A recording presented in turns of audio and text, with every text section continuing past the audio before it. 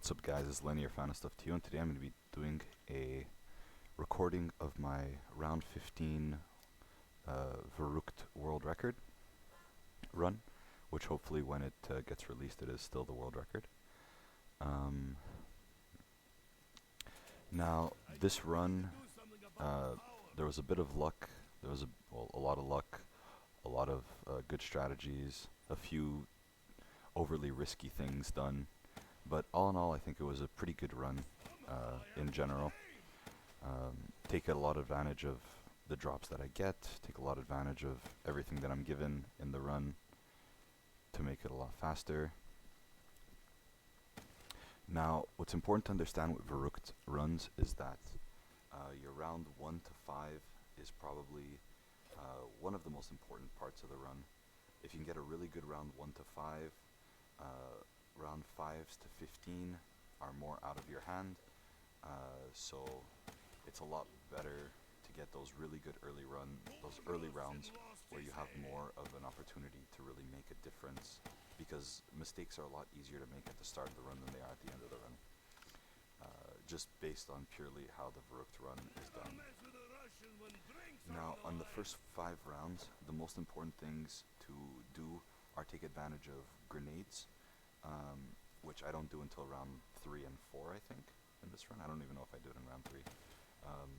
But grenades can help speed up your time a lot because you can kill zombies from around corners where generally you can't see them. You also want a good run where zombies line up pretty well. You don't necessarily need them all in the pit here. That is for the absolute fastest, but anything 245 and lower at round 5, you're on a good time basically for round 5, for round 15 run. The most important thing to understand in these early rounds, the reason why it's so important is because mistakes are easier to make in the beginning of the run, and later on it's kind of, like I said, set in stone already with what you're going to get. And then round 14 is probably the hardest round in my opinion on this map, just simply from playing it a lot and trying to take advantage of everything that you get. And so here's that little bit of grenade advantage I'm taking. Sometimes zombies do break through without you being able to stop it, just based on the spawns and how they are, which could be a blessing in disguise. If you get a late insta-kill, typically I would recommend staying till round 6, just because that insta-kill is going to allow you to clear that round 6 really fast, and then you can get everything in one shot once you leave this starting area. I stopped too early there, but whatever, doesn't matter. It's a 239 round 5. And here you just gotta bum rush the HVK room. You wanna go through and as quickly as possible get to this HVK room with spending as little money as possible so you can get your HVK as quick as possible. A lot of repetition there, but basically it's just how it is. Normally I used to buy the RK5 in those early rounds. I've stopped doing that just because I found that it slows down my ability to pick up the HVK. And you generally have enough money, you have enough ammo to kill enough zombies to get the HVK afterwards with your Shiva anyways. And the rest of the run you're just kind of staying in this spot here. I don't pick up that insta-kill because I know the round is close to over, so we hold it until next round so that we can take advantage of the insta-kill. Now, what's important to understand in Veruckt rounds, which is a bit strange because it doesn't apply to many zombies runs, is that insta-kills and death machines are better than nukes, simply because you're killing zombies essentially the instant they spawn, or almost the instant they spawn. There's not much time between the zombies spawning and you killing them in these runs. This is simply because of the fact that this is simply due to the fact that the spawns of the zombies work out in this area that they're all right on top of you. And so insta-kills and death machines work out better because if a zombie is spawning right in front of you and you kill him, and then another zombie spawns right after him and you kill him and he drops a death machine, and then another zombie after him spawns, you can kill that zombie instantly with a death machine, whereas then you can kill every other zombie that spawns in front of you afterwards again with the death machine, over and over again, kind of like having an insta-kill, but better. whereas the nuke would just kill that zombie that spawned afterwards. So the death machines and the insta-kills go a little bit farther in their value in these runs, just because of the way the zombies spawn. I also wanted to talk about what my plans were with these. Right now, I hold 3 round 15 solo records. I have Kino, I have Shino, and I have Veruckt now. My goal is to get every round 15 solo record, hopefully without any repetition being necessary. But I know it's going to be very hard to do that, and I'm going to be going for it.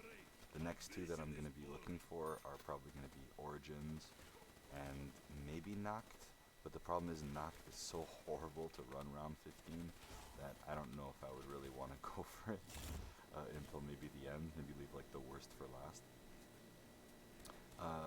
The other maps I haven't actually ever played, so I don't know how easy or hard it's going to be on those maps. I just know Nacht is really annoying, and Origins has some RNG elements in it that makes it kind of annoying.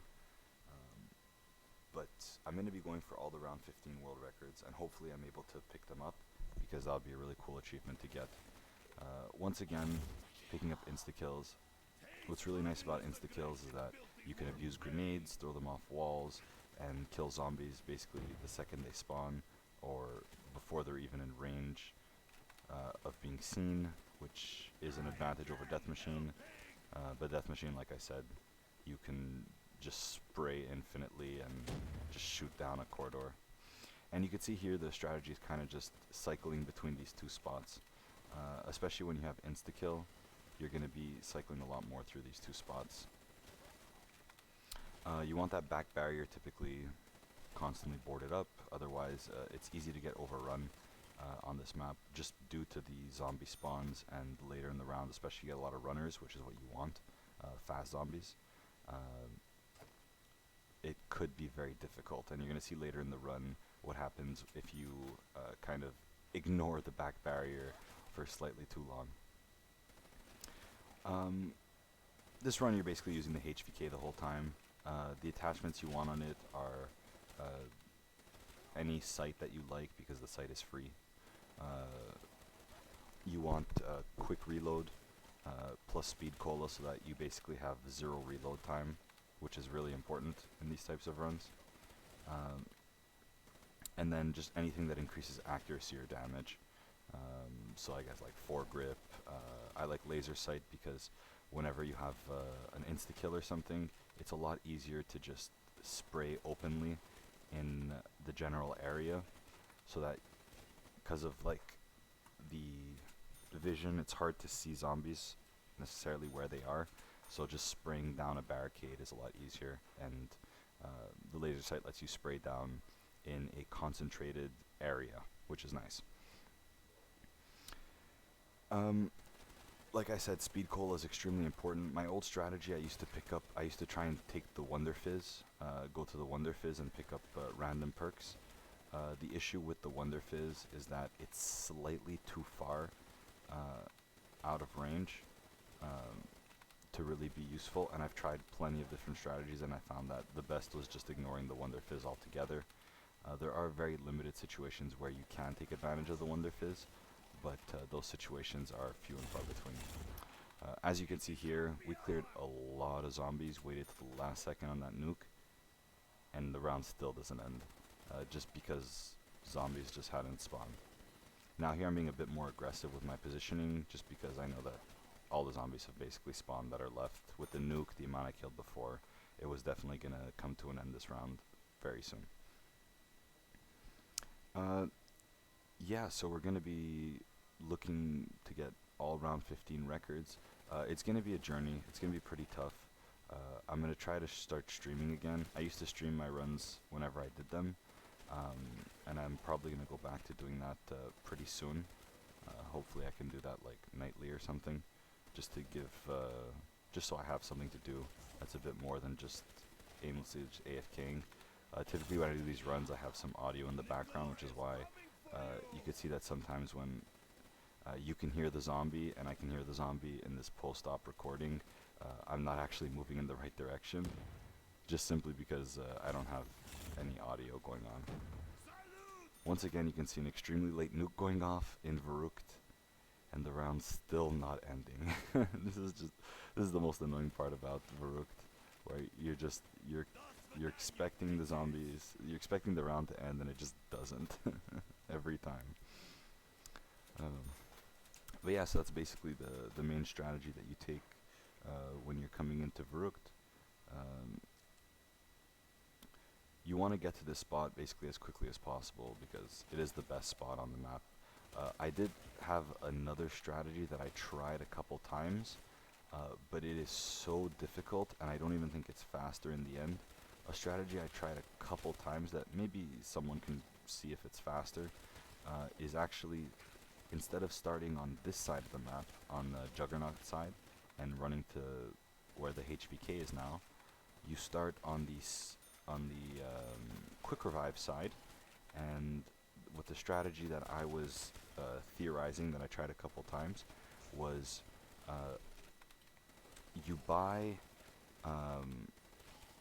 quick revive and you open one door that gives you the bootlegger, and you use the bootlegger until round, use the bootlegger as long as possible, and then round 12, 13, and 14 you try to down yourself and then use your quick revive to kill the last remaining zombies instantly, kind of like a pseudo nuke, because you have the Mustang and Sally, you have 18 bolts in the Mustang and Sally, and you only have 3 attempts on the quick revive.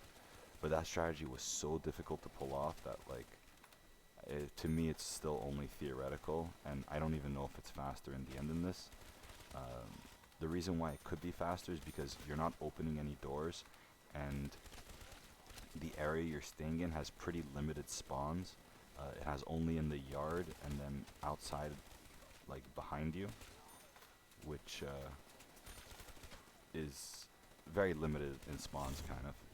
And a clutch death machine here, just to clear up the rest of the round. Now this round 14, I'm not going to talk during because it is just so ridiculous, and I'm already freaking out a bit because I've got less than 50 seconds, or I've got less than a minute to end this round, and I start panicking, but some clutch drops come in to save me.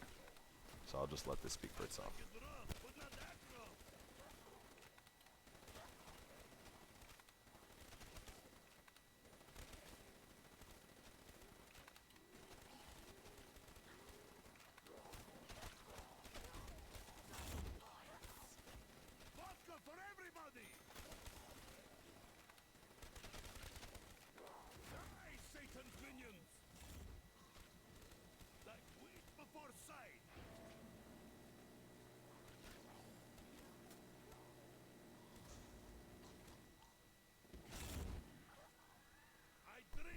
And that's the run. So I hope you guys enjoyed that. This round 15 one was really crazy. I had sub 13 pace, and I screwed up at the end there, as you can see. I got lucky, and it ended up working out. I had a couple other runs that were on sub 13 pace also that ended up not following through, because the round 15 in that last thing, instead of getting only single swipe by both, I got double swipe by one and died. So pretty rough stuff, but I hope you guys enjoyed the video. I will be streaming at twitch.tv/therealfanofstuff, trying to get round 15 world record solo on every map. So far we have 3 of them. Let's see how many we can get. Thank you guys for watching, and have a great day.